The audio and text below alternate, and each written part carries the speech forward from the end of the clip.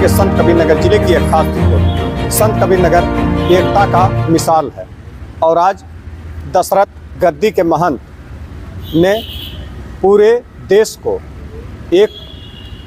एकता का मिसाल दिया है और उन्होंने कहा है कि कलाम जैसे लोगों का देश में स्वागत है।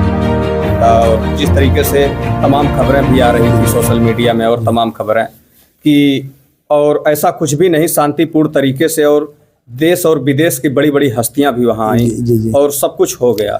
और आज है 26 जनवरी, कहीं ना कहीं उसके साथ साथ संविधान जो है लागू हो गया। संविधान लागू और आज संविधान से ही हमें आजादी मिली। तो इस 26 जनवरी के शुभ अवसर पे देश और प्रदेश वासियों को क्या कहना चाहेंगे? देखिए, मैं यही कहूंगा कि आप अपने जीवन को राष्ट्र के लिए समर्पित करिए, क्योंकि आपका जीवन बहुत अमूल्य है और जब राष्ट्र मजबूत रहेगा ना तो हर जगह आपकी जय जयकार होगी।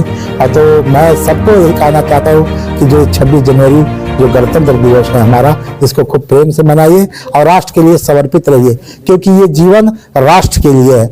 मैं हमेशा कहता हूँ ये जो मेरी भारत माता है, इनको सदा इनका जय जयकार करते रहना चाहिए, क्योंकि इनसे ही हमको ऊर्जा मिलती है। ठीक है ना।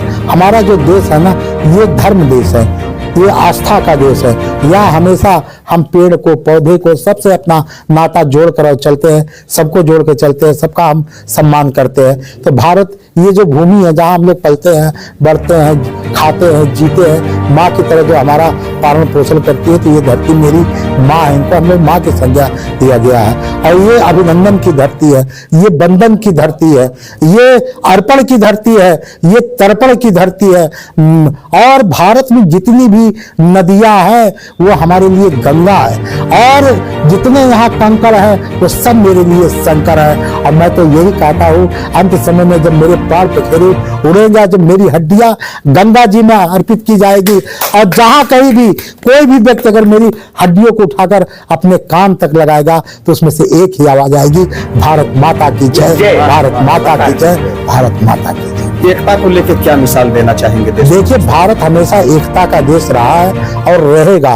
बस कुछ षड्यंत्रकारी है जो षड्यंत्र करके भारत की एकता को तोड़ने का काम करते हैं, उन्हें हमको आपको पहचानने की आवश्यकता है, क्योंकि देश की आजादी में हमारे सारे भाइयों ने मिलकर मदद किया। ठीक है ना।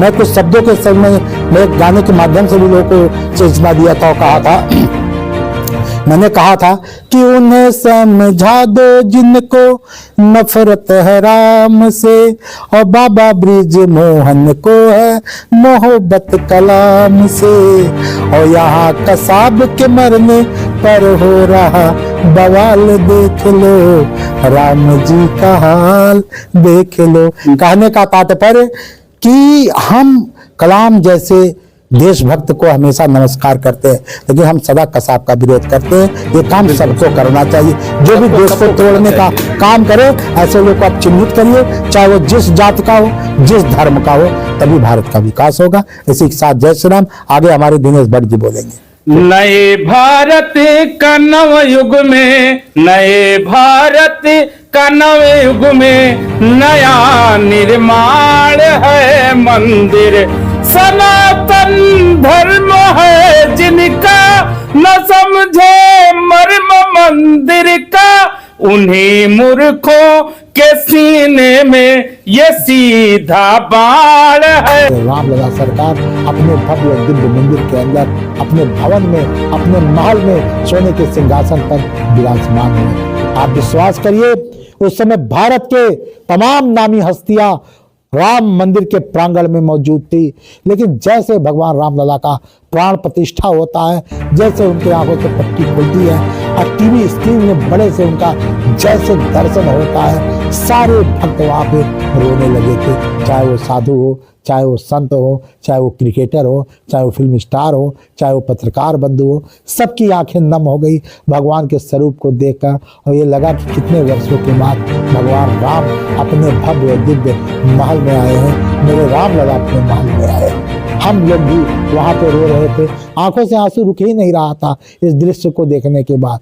लेकिन उसके बाद जब कुछ क्षण प्रभु के स्मरण में बीता, उसके बाद जब भगवान की आरती चालू हुई, तो मुझे लगता है कि कोई वहां नहीं बचा जो भगवान के प्रेम में झूमा ना हो, नाचा ना हो, सब घंटी बजाकर तालियां बजाकर कीर्तन कर रहे थे, भगवान का आने का स्वागत कर रहे थे। अब मुझे लगता है कि पूरा विश्व जहाँ भी राम के भक्त है, राम के सेवक है, वो टीवी स्क्रीन पे ही देखकर भगवान का भजन गा रहे थे, मिठाइयाँ बांट रहे थे, पूरे घरों को दीपों से सजाया। सब लोगों ने एक नई दीपावली मनाई 22 जनवरी को। तो ये बड़ा सौभाग्य की बात है कि आप लोग भी जस्ट अयोध्या के बगल में हैं, आप लोग भी अयोध्या में हैं। ये आपका भी सौभाग्य है कि क्योंकि उस दिन देवता भी मनुष्य के रूप में आकर अयोध्या की पावन धरती के रज को उठाकर अपने मस्तक में लगाकर एक ही शब्द बोल रहे थे, जय श्री राम, जय श्री राम, जय श्री राम। और प्रभु आ गए उनके आगमन के बाद, क्योंकि राम का मतलब होता है, रा का मतलब होता है राष्ट्र, और माँ का मतलब होता है मंगल।